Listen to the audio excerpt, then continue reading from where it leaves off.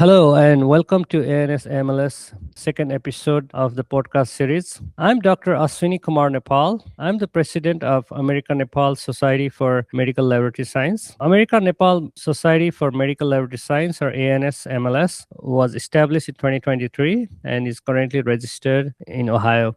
ANSMLS brings together laboratory medicine professionals with Nepalese roots in the United States and abroad, and it strives to achieve excellence in laboratory medicine. This is our second episode for the podcast for this year. In this episode, Doctor of Clinical Laboratory Sciences, Pathway and Perspectives from a Trailblazer, we are excited to welcome Dr. Santosh Kadel as a speaker. Dr. Kadel obtained his master's and doctorate degree in Clinical Laboratory Sciences from the University of Texas Medical Branch at Galveston. He is a National Registry of Clinical Chemists, board certified clinical chemist, and the board certified medical laboratory scientist.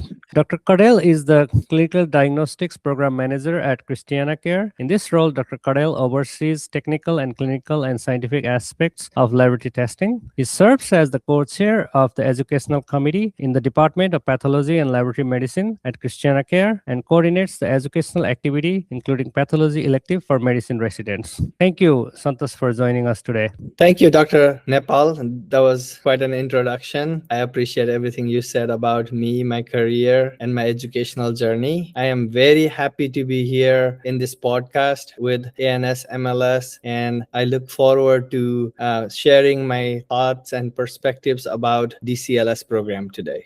Santosh, I know you are one of the pioneer students for this program, Doctor of Clinical Laboratory Science. Can you tell us a brief personal experience about this program? Why did you choose DCLS as a career path?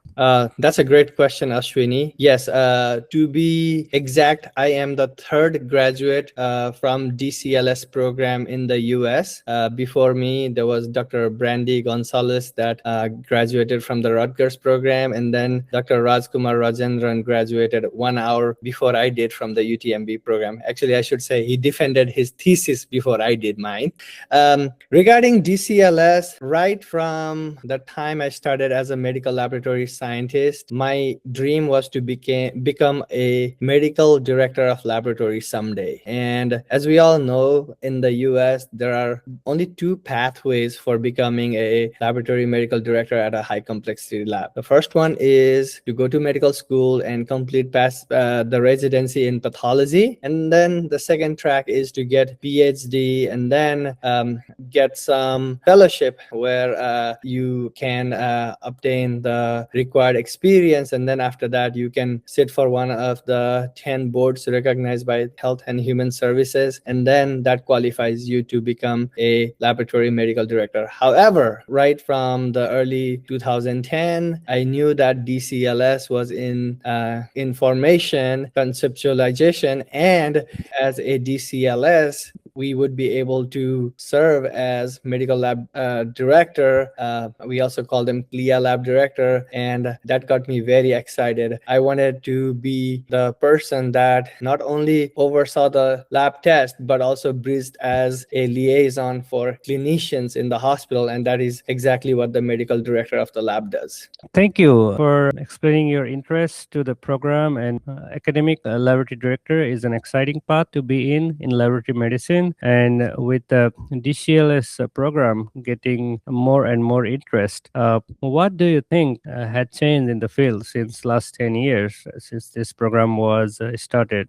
Quite a lot has changed, Dr. Nepal, regarding DCLS. First off, none of the programs were accredited because there were no graduates, right? So the UTMB program that I went to, the University of Medical Branch at Galveston program, it got accredited about 3 years after my graduation, and Rutgers also recently got accredited. So that's one change. The other change is initially the programs were not as competitive to get into because there were not that many applicants, because a lot of people doubted what DCLS would do, right? They'll be like, okay, there's this degree that's not even accredited, and after the students graduate, there is no real career pathway for them. So people were hesitant to apply. But nowadays, what I've heard is for every DCLS student slot, there are like about 10 applicants. So it is highly competitive. So more programs, accredited programs, and highly competitive to get into. Those are the most important changes that I've seen. So, regarding the program itself, you mentioned that the program were getting highly competitive. So, like, are there any tips and tricks that you can think of for the students? So let's start off by the prerequisites for getting into DCLS program. The most important prerequisite is you have to have medical lab science experience, right? So you have to work in a clinical laboratory for a number of years. Some have minimum requirement of 3 years, others might have it for 5 years. So that is the most important requirement. And within that too, they prefer that you have worked as a generalist, because at the end, as a DCLS, you are expected to take advanced courses in all fields within lab medicine. So if your background is only in HLA lab and you apply for DCLS program, you might run into difficulty getting accepted. And then another tips I can give you is, if you don't get into DCLS program, don't get discouraged. Apply for the master's program in the same university that has DCLS program. For example, UTMB has a master's program, so does Rutgers, so does University of Cincinnati. And if you start the master's program in those universities, more than likely majority of your credit hours will transfer into DCLS program. So not only you will have better chance getting into DCLS program in future, you will also earn a master's degree, and majority of your credit hours will transfer as well. So those are the few things I can recommend. And it might also be beneficial if you can shadow a DCLS for a day, a week, whatever they agree to. That gives you a good perspective of what DCLS does. And during the interview process, you can stand out as an applicant because you already know what the DCLS does, and you can use that to your advantage.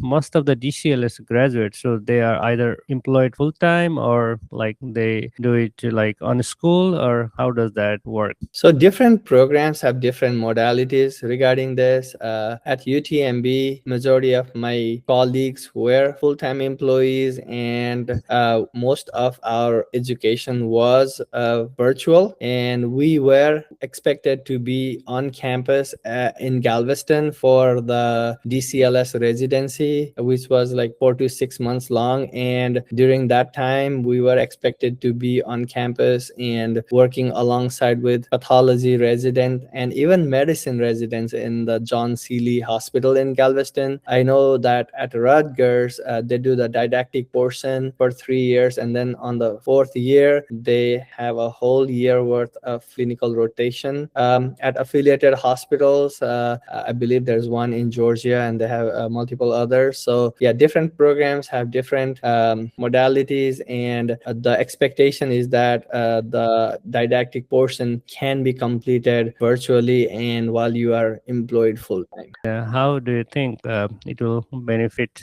laboratory medicine profession as a whole? The experience that you gained during your residence program by interacting with pathologists, medicine residents, and other. So that's a very good question, and this is what I want to highlight about what DCLS truly is. DCLS is not the same as PhD. PhD graduates have a lot of research experience. They have a very different educational pathway compared to DCLS. DCLS is a clinical doctorate. If anything, we have our training is similar to that of a clinical pathologist, except for we didn't go to medical school. However, we did take classes in pathophysiology, pharmacology, and several other related medicine courses that helps us in our role as DCLS. And the very, very important aspect of DCLS program is clinical rotation, where we are expected to function at the same level as a clinical pathology resident does. And in fact, at least at UTMB, the professors held us to a higher standard because they knew that we came from the lab background. They expected us to have certain knowledge already.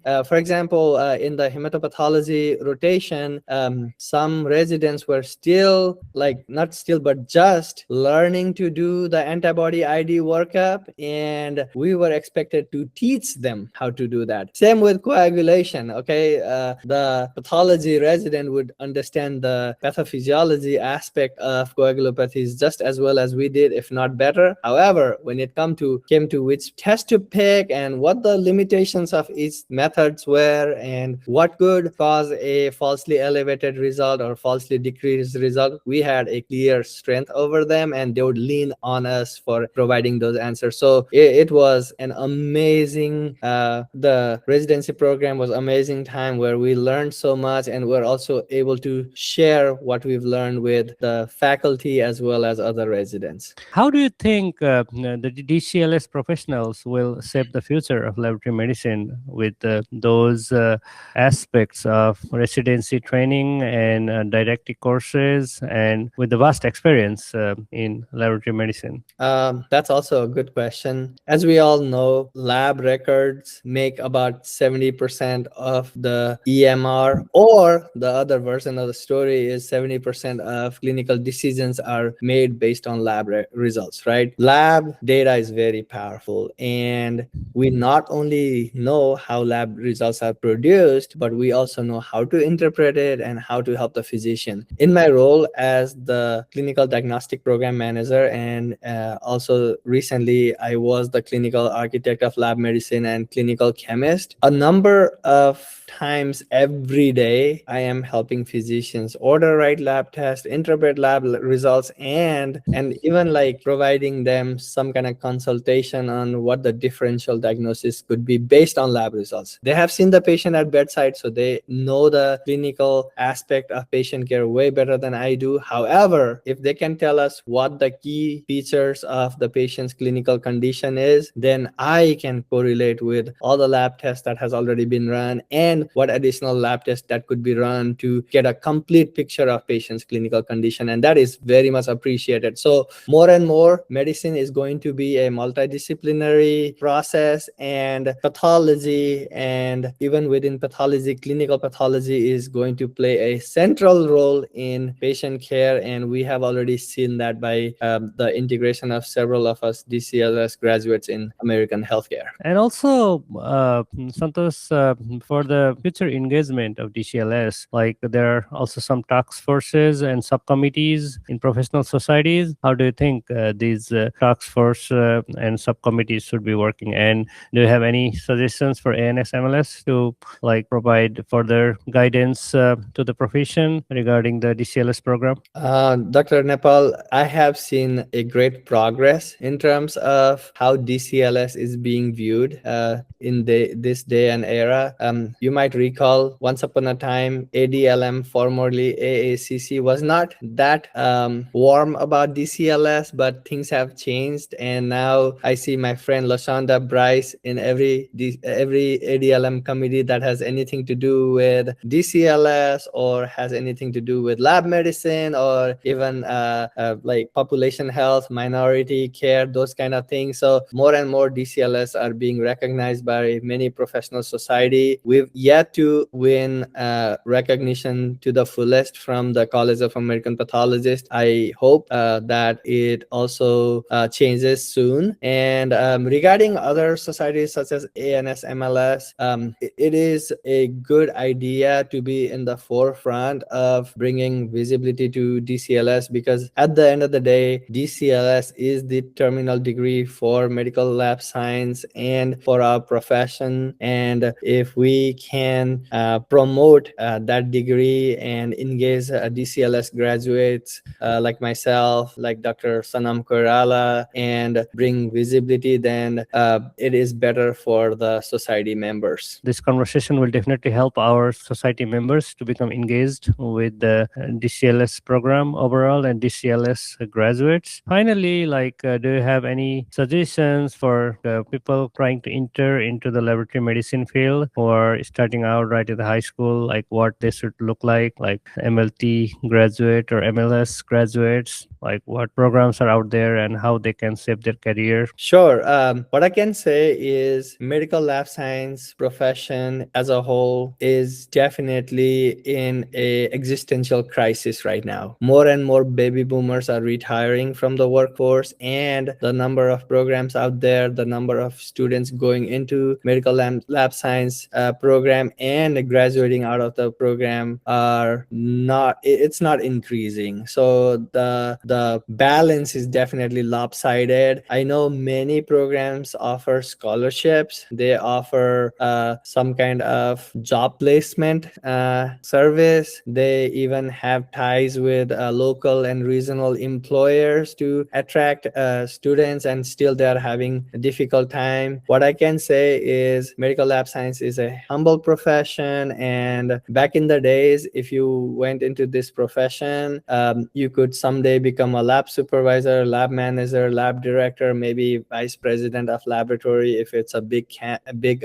organization. But the career pathway was somewhat limited, right? With the adoption of DCLS degree in this country, the career pathway has all of a sudden exploded, and now you can be a doctor of clinical lab science by going into the profession and getting the terminal degree in it. So things have never been this exciting. So I highly encourage people that are very, very technical and that are meticulous to consider this profession. And there will never be a job shortage. The pay could be better, but what I can tell you is the job outlook is really great. And let's say you go into the profession, work for 5-10 years and get burned out, and you want to go become a physician assistant or go to medical school, you will have a leg up compared to other pure science graduates, because you already know like half of the stuff that they teach in medical school just by going to medical lab science program. So I highly encourage people to look into this profession if you are inclined into anything science related. Hopefully, that will be inspiration for our new MLS graduates who want to enter the field. And definitely, there are exciting days ahead with the addition of DCLS program into our field. Finally, I would like to thank you for accepting our invitation to join the ANSMLS podcast. Dear listeners, ANSMLS members, thank you for joining us for the podcast today. Thank you all. God bless you. Thank you.